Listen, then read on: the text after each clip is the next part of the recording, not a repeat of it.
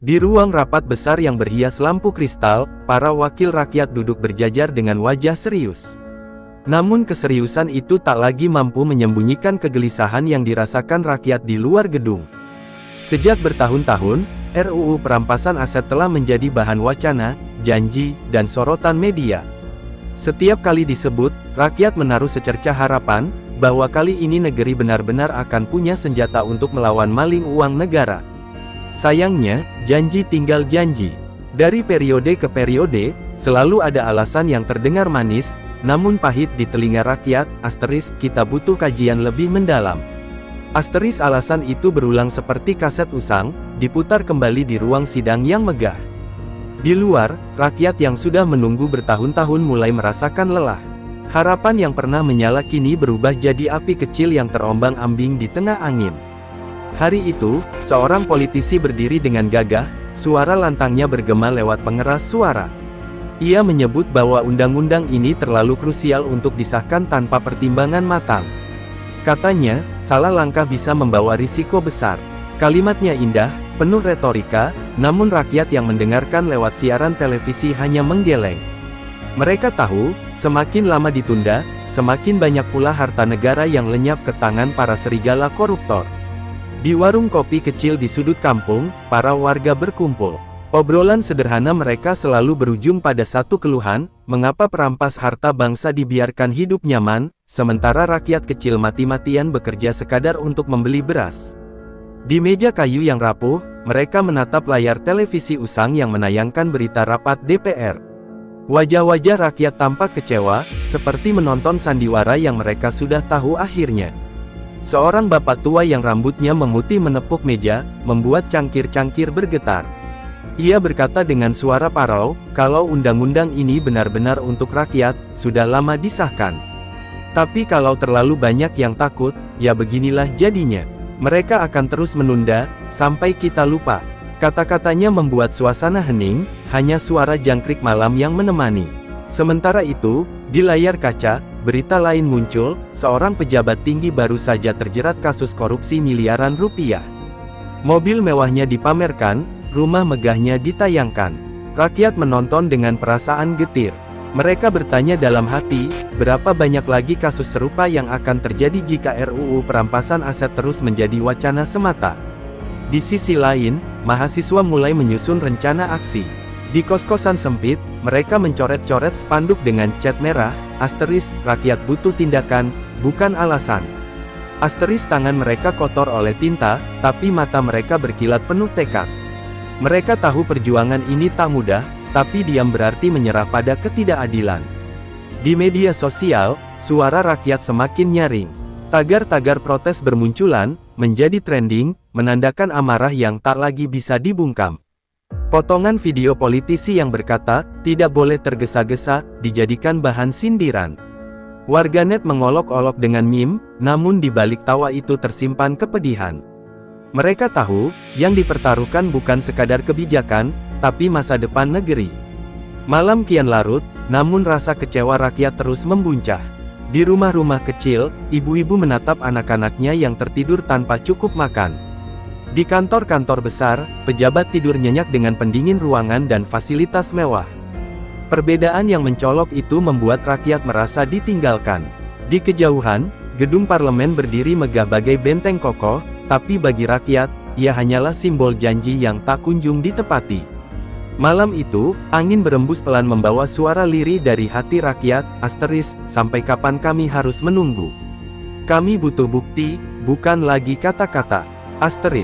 Di balik gemerlap kota besar, ada ironi yang tak bisa ditutup-tutupi. Di satu sisi, pejabat yang tersangkut kasus korupsi kerap dipamerkan dengan gaya hidup mewah, rumah bertingkat dengan kolam renang biru, deretan mobil sport yang terparkir di garasi, dan rekening gendut di luar negeri. Sementara di sisi lain, rakyat jelata berjuang untuk sekadar membeli beras, minyak, atau susu bagi anak-anak mereka. Setiap hari, berita tentang penjarahan aset negara muncul silih berganti. Jumlahnya fantastis, kadang mencapai triliunan rupiah. Namun angka-angka itu bagi rakyat bukan sekadar statistik. Mereka merasakannya dalam bentuk harga sembako yang terus melambung, jalan rusak yang tak pernah diperbaiki, dan sekolah reyot yang hampir roboh. Korupsi telah merampas hak mereka tanpa ampun. Di sebuah desa pesisir, nelayan bangun pagi dengan wajah muram. Harga solar naik, sementara bantuan yang dijanjikan tak pernah sampai. Mereka tahu dana itu entah kemana, mungkin tersangkut di kantong pejabat. Perahu mereka rusak karena tak ada biaya perbaikan.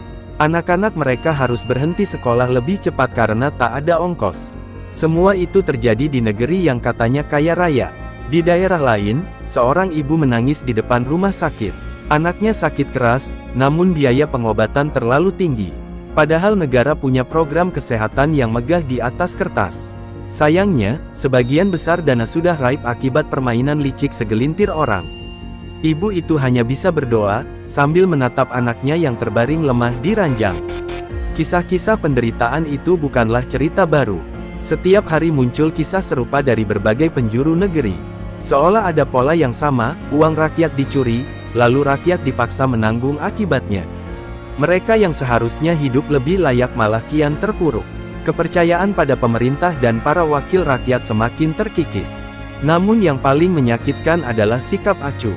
Saat rakyat menjerit, para elit masih sibuk berdebat soal teknis, prosedur, dan kajian.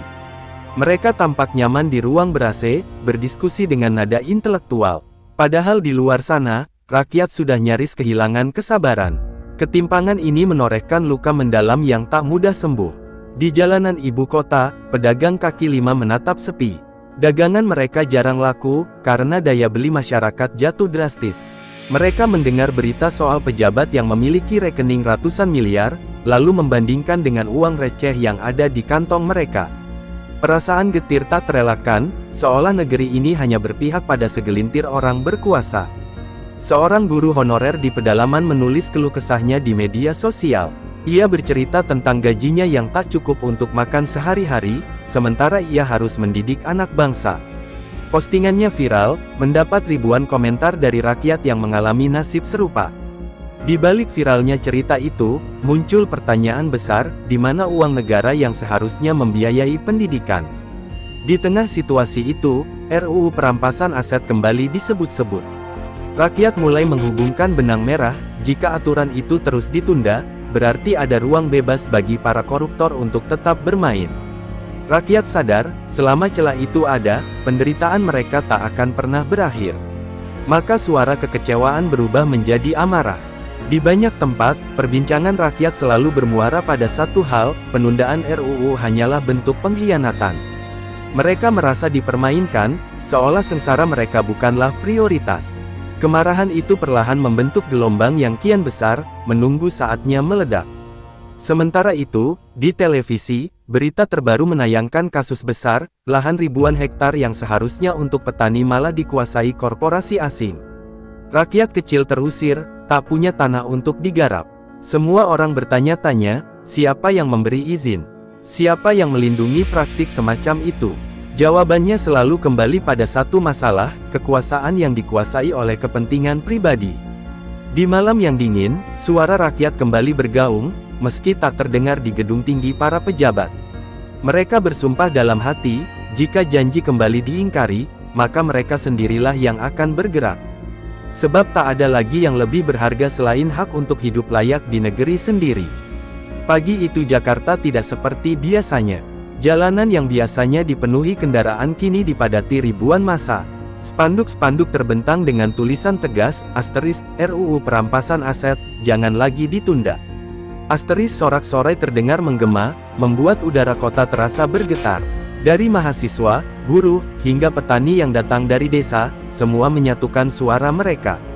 Di depan barisan, seorang mahasiswa muda berdiri di atas mobil komando.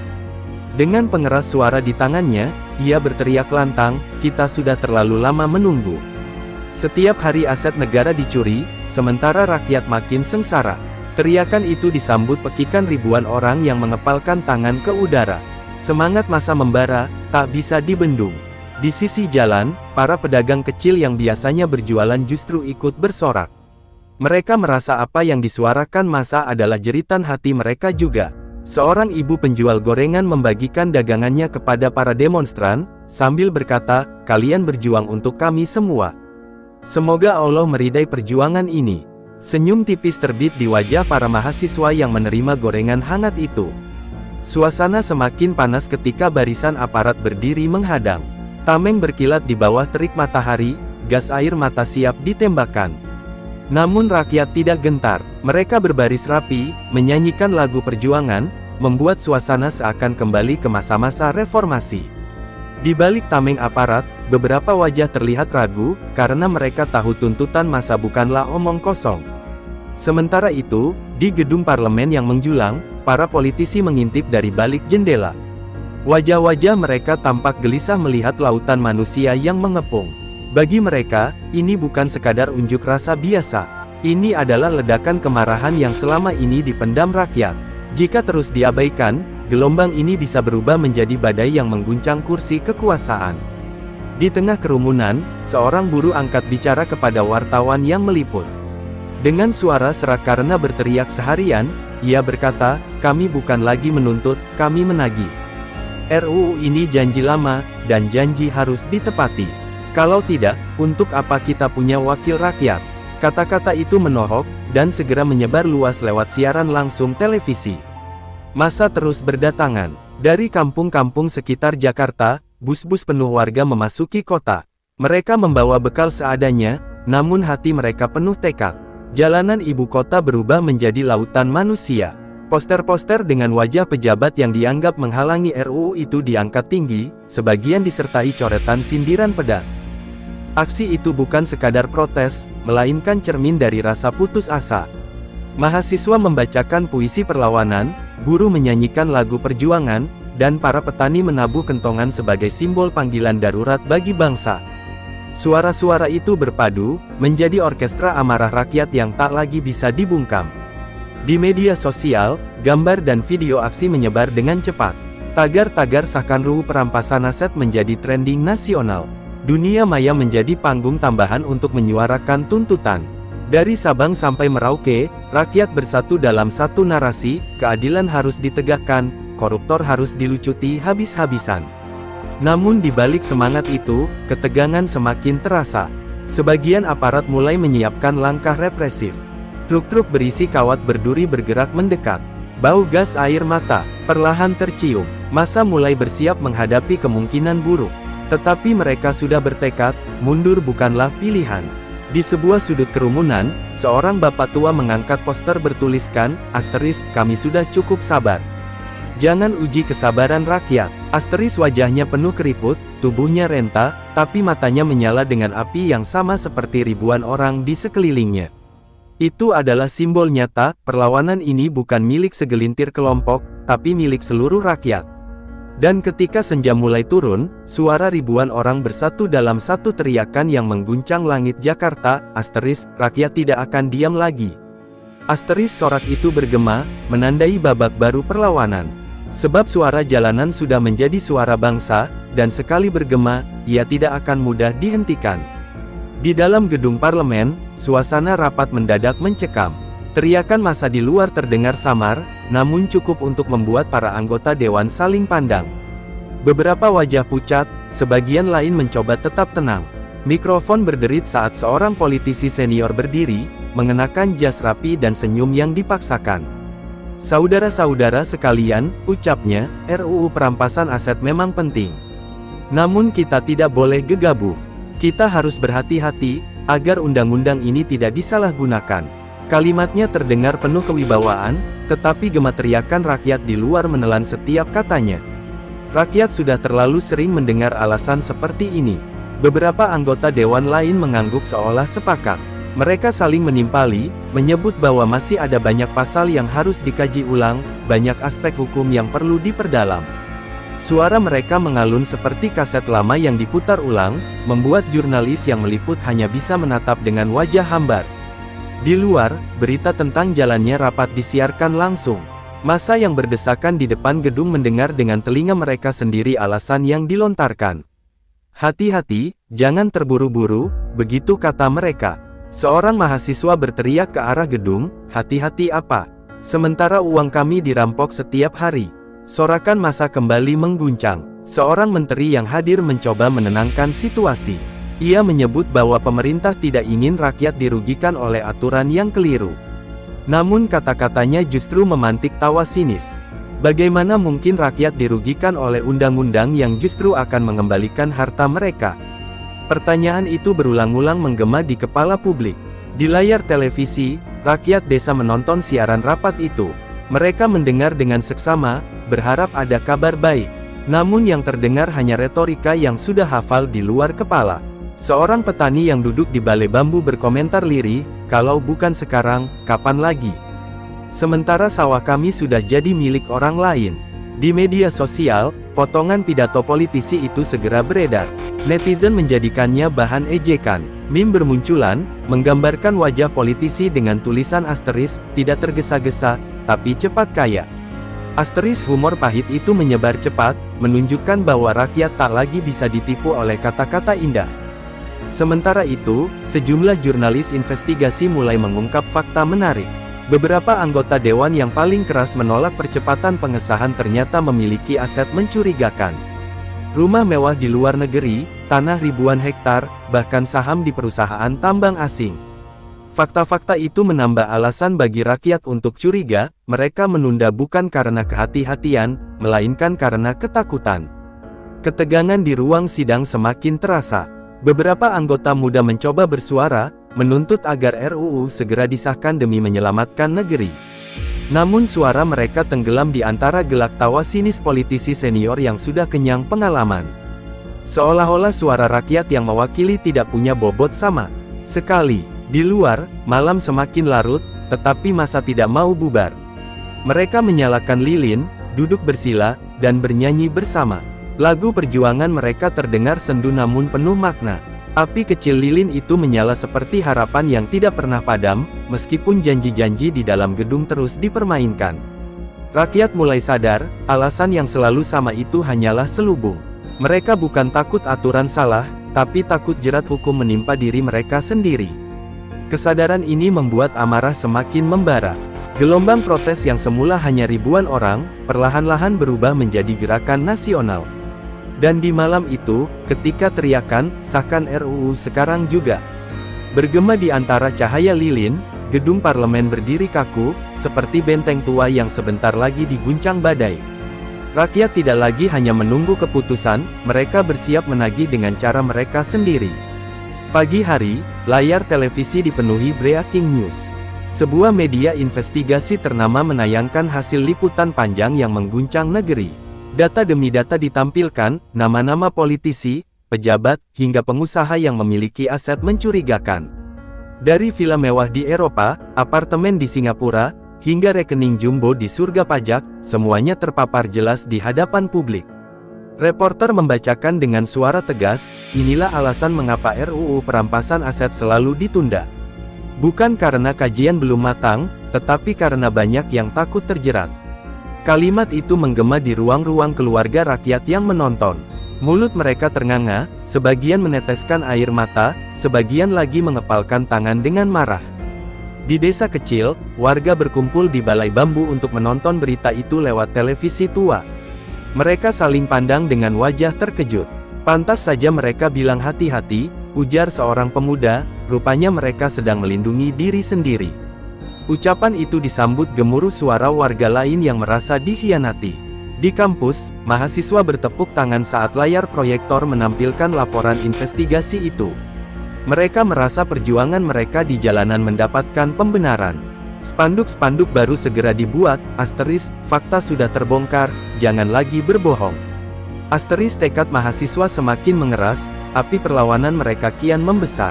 Di media sosial, potongan video investigasi menyebar bagai badai. Nama-nama yang disebut menjadi trending.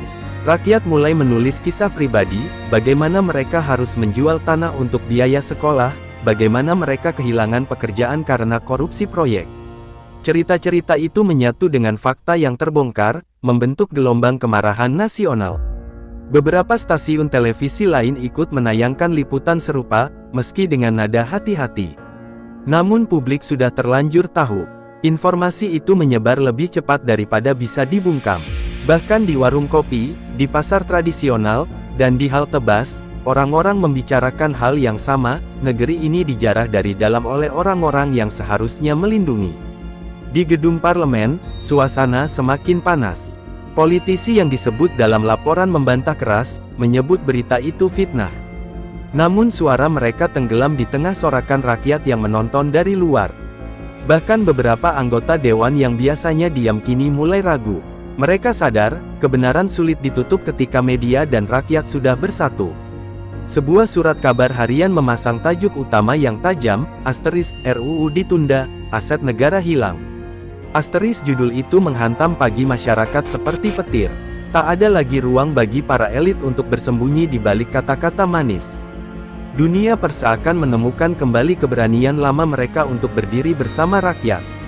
Di salah satu talkshow malam, seorang aktivis anti korupsi bicara lantang. Inilah bukti nyata mengapa kita tidak boleh percaya pada alasan klise. Jika RUU ini tidak segera disahkan, maka setiap hari yang lewat sama saja dengan menyerahkan aset negara ke tangan para pencuri. Ini bukan sekadar undang-undang, ini soal masa depan bangsa. Tepuk tangan penonton menggema, menandakan kebenaran yang sulit dibantah. Para jurnalis terus menggali, menemukan benang merah antara kasus lama dan aset tersembunyi. Nama demi nama yang dulu hanya rumor kini punya bukti kuat. Publik terpukul, tetapi sekaligus tergerak. Kebenaran yang pahit itu justru membakar semangat untuk menuntut perubahan. Di luar gedung DPR, massa yang bertahan mendengar kabar itu lewat pengeras suara. Seorang mahasiswa membacakan berita dari ponselnya, disambut teriakan marah ribuan orang. Inilah saatnya, seru mereka. Malam itu, orasi semakin keras, api lilin semakin banyak, dan janji perjuangan semakin kuat. Dan ketika fajar menyingsing, rakyat di seluruh penjuru negeri bangun dengan perasaan baru. Mereka bukan hanya menunggu lagi. Fakta sudah terbongkar, dusta sudah terkuak.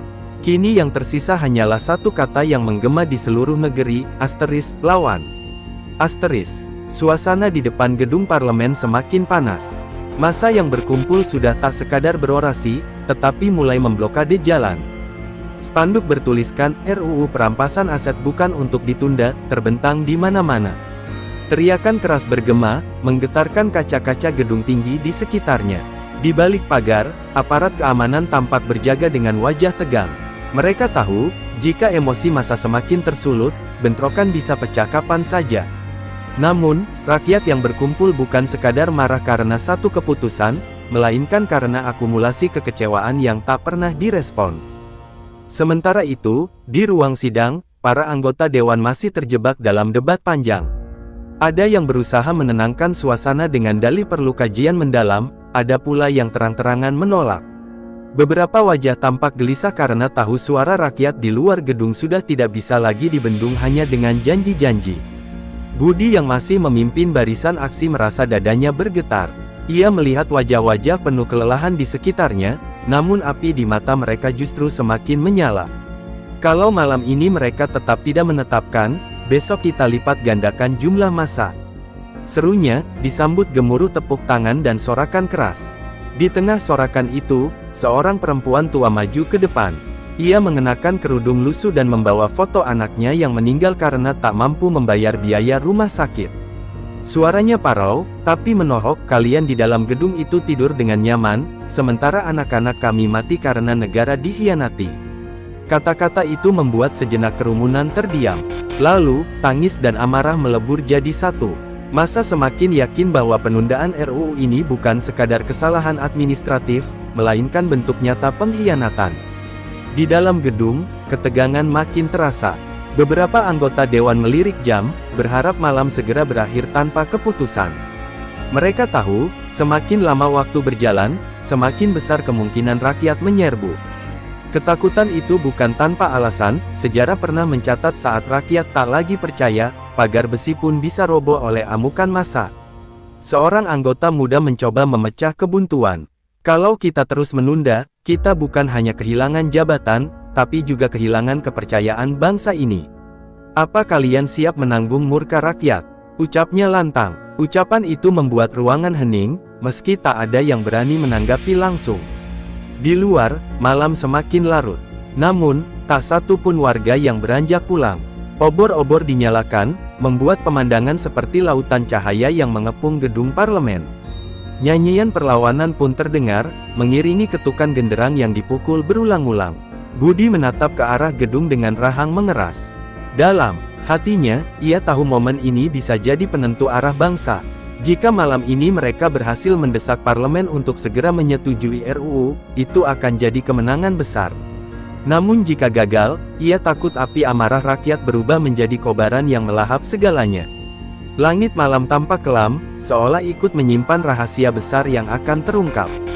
Pertanyaan yang menghantui semua orang adalah, apakah keadilan akhirnya akan berpihak pada rakyat, ataukah sekali lagi rakyat hanya akan pulang dengan kecewa? Pagi menjelang dengan langit mendung yang menambah muram suasana. Ribuan orang masih bertahan di depan gedung parlemen meski malam sebelumnya penuh kelelahan. Mereka tak bergeming, seolah rasa lapar dan dingin kalah oleh semangat yang membara. Budi berdiri di atas mobil komando dengan suara serak karena semalaman berorasi. Hari ini, tidak ada lagi kata penundaan. Kita datang bukan untuk pulang dengan kecewa. Kita ingin keputusan yang jelas, RUU perampasan aset harus disahkan sekarang juga. Teriaknya, sorakan massa menggema, menekan dinding gedung parlemen yang kokoh. Di dalam, suasana sidang luar biasa tegang. Ketua sidang mengetuk palu dengan wajah pucat. Kita tidak bisa lagi menunda. Tekanan rakyat semakin besar, dan keselamatan kita semua dipertaruhkan, katanya, disambut tatapan serius dari anggota lain. Namun, perdebatan masih berlanjut. Beberapa anggota yang terikat kepentingan politik mencoba mengulur waktu dengan argumen panjang. Tapi kali ini, suara mayoritas sudah mulai condong ke arah rakyat. Ketakutan akan amarah massa jauh lebih besar daripada tekanan para oligarki yang berusaha menggagalkan. Di luar, kabar perdebatan bocor lewat media sosial. Rakyat yang menunggu pun makin tak sabar. Genderang dipukul bertalu-talu, yel-yel semakin keras. Obor-obor diangkat tinggi, seolah memberi isyarat bahwa kesabaran sudah di ujung tanduk. Budi menatap ke arah pagar gedung. Beberapa pemuda mulai mengguncang besi pembatas dengan keras. Polisi yang berjaga tampak cemas, sementara komandan mereka hanya bisa berteriak meminta massa tenang. Tetapi semua orang tahu, sekali rakyat kehilangan kendali, tak ada lagi yang bisa menghentikan gelombang itu. Akhirnya, ketukan palu terdengar dari dalam gedung. Dengan ini, rancangan undang-undang perampasan aset disahkan menjadi undang-undang. Suara itu disiarkan langsung keluar melalui pengeras suara. Seketika, hening mencekam berubah jadi ledakan sorak-sorai. Rakyat bersorak, menangis, berpelukan. Beberapa bahkan sujud syukur di jalanan. Budi sendiri terdiam lama, air matanya menetes tanpa ia sadari. Perjuangan panjang yang penuh pengorbanan akhirnya membuahkan hasil. Namun, di balik kemenangan itu, masih ada kegelisahan. Budi tahu perjalanan belum selesai. Mengawasi pelaksanaan undang-undang jauh lebih sulit daripada sekadar menuntut pengesahan. Hari ini kita menang, bisiknya, tapi besok, perjuangan menjaga agar hukum benar-benar ditegakkan baru akan dimulai. Massa perlahan bubar, meninggalkan jejak obor yang padam dan spanduk yang kusut. Tetapi semangat mereka tak pernah surut. Malam kelam yang penuh amarah kini berganti dengan fajar harapan baru. Gedung parlemen berdiri kokoh, tapi hari itu ia kehilangan satu hal, kebal terhadap suara rakyat. Sebab rakyat telah menunjukkan, ketika kesabaran habis, mereka bisa menjadi kekuatan yang tak tertandingi.